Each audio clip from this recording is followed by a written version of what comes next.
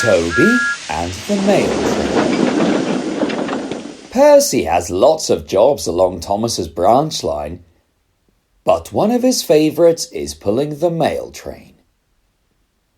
Every morning he picks up the mail bags from Farquhar and then takes them along the main line to the big station at Tidmouth, where there is a big office for sorting the letters and parcels. Sometimes Percy would take the mail to the junction, where one of the big engines would take his mail vans over to the mainland on their trains. It's a very important job, and the mail train must always run on time, no matter what. One day, when he returned from the harbour, Percy didn't feel well at all. "Oh, your injector has failed," groaned his driver. "What a time to do it! Tom Tibble will be here soon with his mail delivery." "Oh, there must be another engine who can take the mail, surely?" asked Percy anxiously. "I don't know," said the station master. "Thomas is busy today, and Daisy has just left for the junction. Oh, if only." Just then, they all heard a familiar ding-ding of a bell. Then Toby arrived from the quarry with Henrietta. "Oh, Toby, just in time!" cried the station master. Once he understood the situation, Toby was happy to help. "Are you sure it'd be fast enough, Toby?" asked Henrietta. "You can't risk missing James's connection." "Well, there's no choice," said Toby. "The station master needs another engine, and I'm it. Don't worry, I'll get there in time." Soon, Tom Tipper arrived in his mail van, and the men set to work to load the sacks of mail into the vans. When they were ready, Percy wished him good luck as Toby puffed away.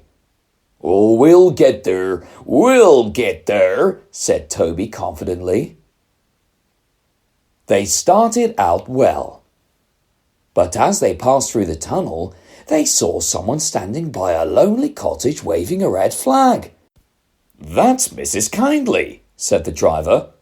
"I wonder what's wrong." Toby pulled up carefully, and the fireman went up the steps to meet Mrs. Kindly at her door.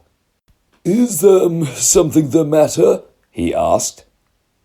"Oh, yes, there is," said Mrs. Kindly.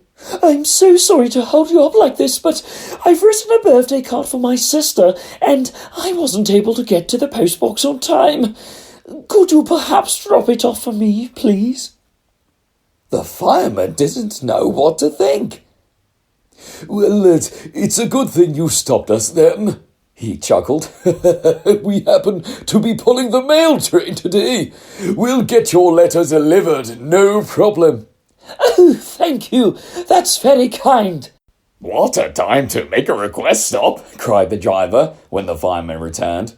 "Still, we did promise after all. Let's try and make up lost time." So Toby set off again. Luckily, the journey was mostly downhill, so he didn't have to use too much steam.